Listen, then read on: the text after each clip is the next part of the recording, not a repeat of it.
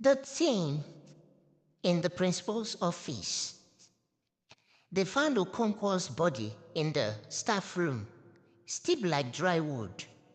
His eyes were open, like he had seen something terrible before he died. The police said it was a heart attack, but we all knew better. Something had been hurting our school. I was a student at St. Matthew Secondary School, a government school in Nigeria. Corruption was normal here. If you had money, you passed exams. If you had connections, you got away with anything. The teachers knew, the students knew, even the principal knew. You could bribe your way out of punishment. You could pay for answers to exams, even if you were caught stealing. We all thought it was normal until something started punishing the worst of them. The first sign, it started with Mr. Eze, our mathematics teacher. He was greedy. If you didn't pay him, you would fail, no matter how hard you studied. Even if you got the answers right, he would find a way to mark you wrong. One day, Mr. Eze came to school looking different. His skin had dark spots, like burns. He kept scratching his arms and mumbling to himself. By break time, he was sweating. His eyes darted around like he was seeing things no one else could see. "Are you okay, sir?" someone asked. He didn't answer. He just walked away, shaking his head. The next day, he didn't come to school. By the end of the week, the rumor spread. Mr. Eze had gone mad. He was found outside his house, scratching at his own skin, screaming that something was following him. His family took him away, and we never saw him again. That was the first sign, but we didn't understand. Not yet. The second victim. Next was Madam Bisi, the school secretary. She controlled the student records. If you had money, she could change your grades. If you wanted to repeat a class but didn't want your parents to know, she could erase your name from the list.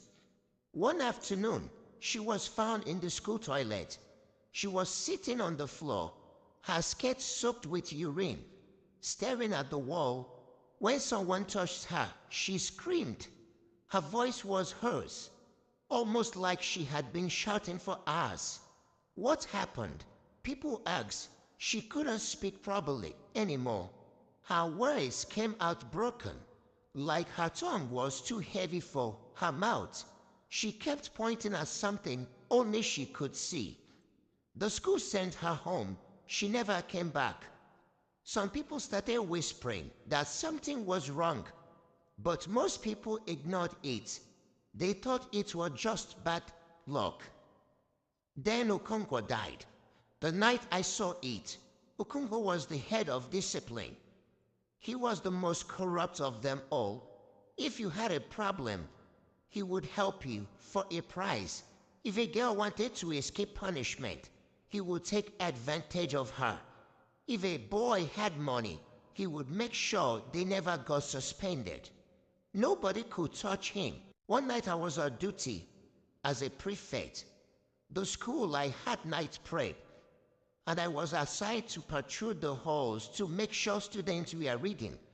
Around 2 a.m., I heard a noise from the staff room. I thought it was a thief. But when I got closer, I heard something else, a sound like breathing. But it wasn't human. It was deep, heavy and slow. I peeped through a crack in the door.